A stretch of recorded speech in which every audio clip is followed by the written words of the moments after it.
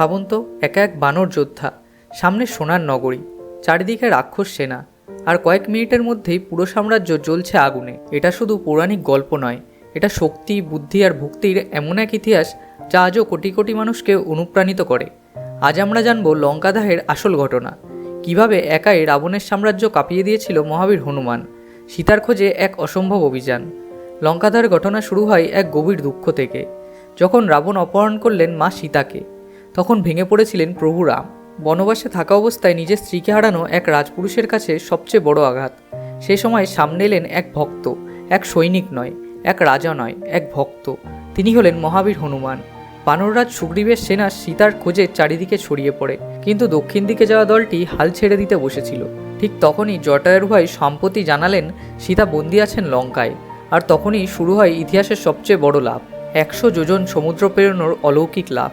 লঙ্কা ছিল সমুদ্রের ওপারে, দূরত্ব প্রায় 100 যোজন। সবাই যখন ভয়ে পিছিয়ে গেল, হনুমান তখন নিজের শক্তি ভুলে বসে আছেন, কারণ শৈশবে ঋষিদের অভিশাপে তিনি নিজের শক্তি ভুলে গিয়েছিলেন। তখন জ্যেষ্ঠ বানর যোদ্ধা জাম্ববান তাকে মনে করিয়ে দিলেন তিনি সাধারণ নয়, তিনি মহাশক্তিধর।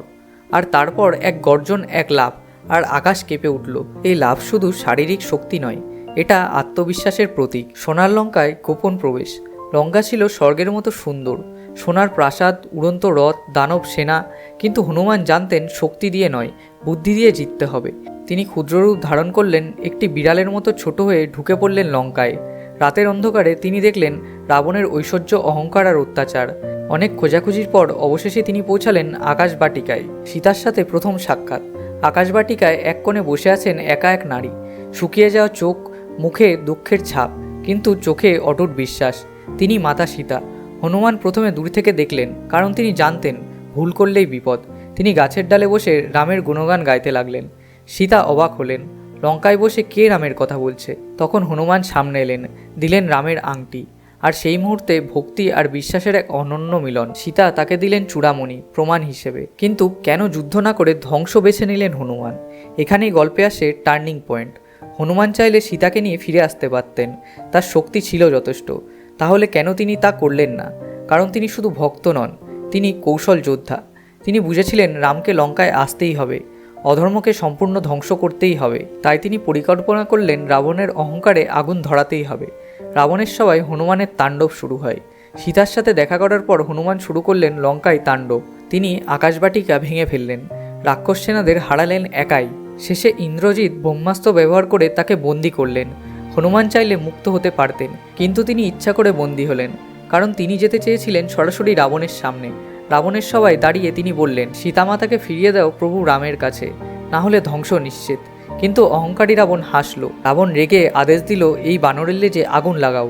রাক্ষসরা কাপড় জড়াতে লাগলো লেজে, তেল ঢাললো, কিন্তু তারা জানতো না এটাই তাদের সবচেয়ে বড় ভুল। হনুমান তখন নিজের লেজ বাড়াতে লাগলেন। লেজ বড়, আরও বড় হতে লাগলো। লঙ্কার কাপড় শেষ হয়ে গেল। তারপর আগুন লাগানো হলো। আগুন লাগার সাথে সাথে হনুমান ক্ষুদ্র রূপ থেকে বিশাল রূপ ধারণ করলেন। এক লাফে উঠলেন প্রাসাদের ছাদে। তারপর এক বাড়ি থেকে আর এক বাড়ি, এক প্রাসাদ থেকে আর এক প্রাসাদ। চারিদিকে আগুন। সোনার লঙ্কা পরিণত হলো আগুনের সমুদ্রে। আকাশ লাল, রাক্ষসরা সকলে চিৎকার করছে, রাক্ষস সেনা দিশাহারা। এটা শুধু ধ্বংস নয়, এটা ছিল এক বার্তা, অধর্মের শেষ শুরু হয়ে গেছে। সব পুড়িয়ে দেওয়ার পর হনুমান হঠাৎ থেমে গেলেন। তিনি ভাবলেন, আমি কি ভুল করলাম? সীতা কি বিপদে পড়লেন? তিনি দ্রুত ফিরে গেলেন আকাশবাটিকায়। দেখলেন সীতা নিরাপদ। তখন তিনি শান্ত হলেন। এরপরেই শুরু হয় বিজয়ের সূচনা। লঙ্কাদাহের পর হনুমান ফিরে এলেন রামের কাছে। তিনি রামকে সীতার চূড়ামণি দিলেন এবং সব ঘটনা বললেন। রামের চোখে জল এসে গেল, কারণ তিনি বুঝলেন যুদ্ধ এখন অবশ্যম্ভাবী। লঙ্কাদাহ ছিল রাম রাবণের যুদ্ধের প্রথম ঘণ্টা। লঙ্কাদাহ শুধু আগুনের গল্প নয়, এর মধ্যে লুকিয়ে আছে গভীর শিক্ষা। অহংকার যতই বড় হোক, পতন নিশ্চিত, আর অধর্মের শেষ হবেই। হনুমান দেখিয়েছেন একজন সত্যিকারের ভক্ত চাইলে একাই ইতিহাস বদলে দিতে পারে।